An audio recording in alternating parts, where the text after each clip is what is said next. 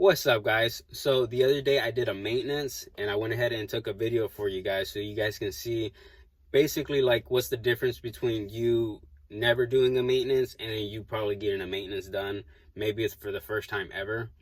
And this system in particular though was very impacted on the condenser coils, so it did have some high pressures, and afterwards it ended up improving. So go check it out and don't forget to like and follow, guys. All right, guys, so we got us a dirty one here today.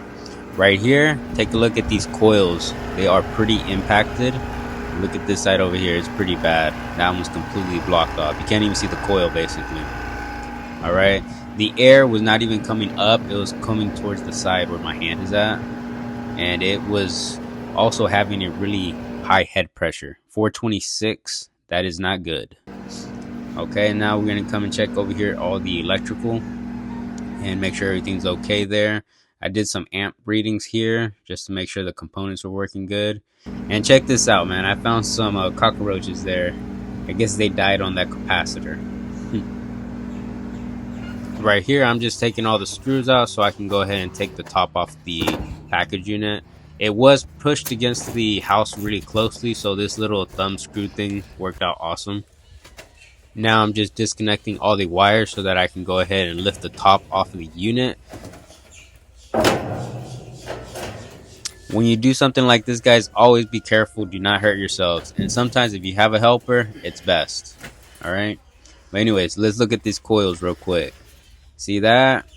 And then this side is not as bad, but it is still bad. So we're basically going to go ahead and just take everything apart so that we can wash everything up and make sure it looks nice and clean. When I walked away from the unit, guys, the customer ended up coming over and started cleaning the coils for me, which was super helpful. You know what I mean? Because at the end of the day, man, it is his unit, so he can do whatever he wants. Me, I'm just there to assist with making sure that it is going to run and perform as efficiently as possible. But if he wants to give me a hand, by all means. I did appreciate it though, because it did save me from having to do that myself. So that's what's up.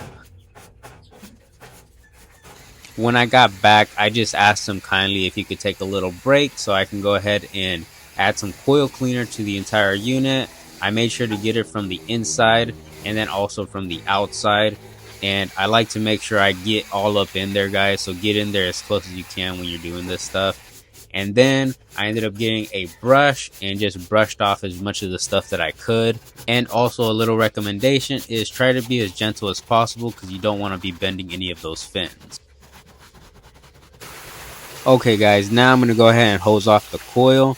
And you can definitely tell the big difference from how it looks now compared to how it looked at the beginning of the video. In the beginning, it had like almost no airflow going through there. Now we definitely have restored the airflow and the efficiency of this coil, so it's definitely going to be performing a lot better compared to how it was at the beginning of the video.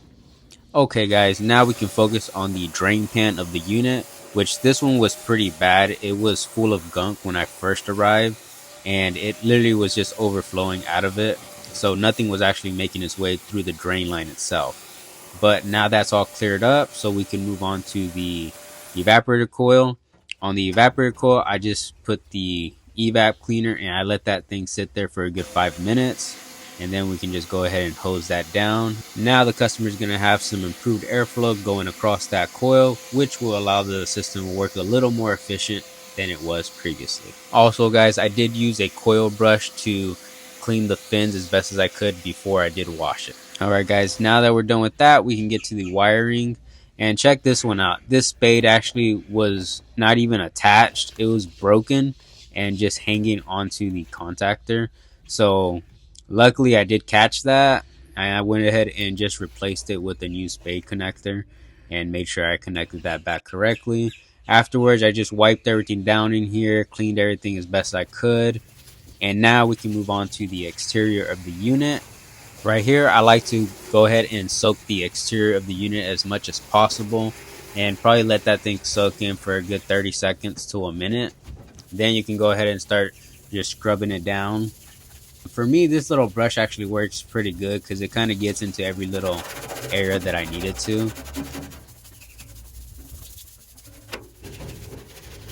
So guys, keep in mind, this process here is nothing to do with the coils at all. This is all just for the exterior look of it. It basically is, you're just trying to give that customer that wow factor, so that when they look at their unit and they're like, oh wow, I paid for a maintenance and look at this thing, it's nice and clean. Okay, so my biggest tip for you to be able to get customers or to retain customers is for you to clean that unit as much as possible, so when they see it, they love how it looks and they're gonna appreciate the time you took on their system. Now right here, the airflow is coming up over the unit there, so it is working a lot better. Check out the pressures, 335 head pressure now, and that's the end result, guys. They even gave me some food before I left.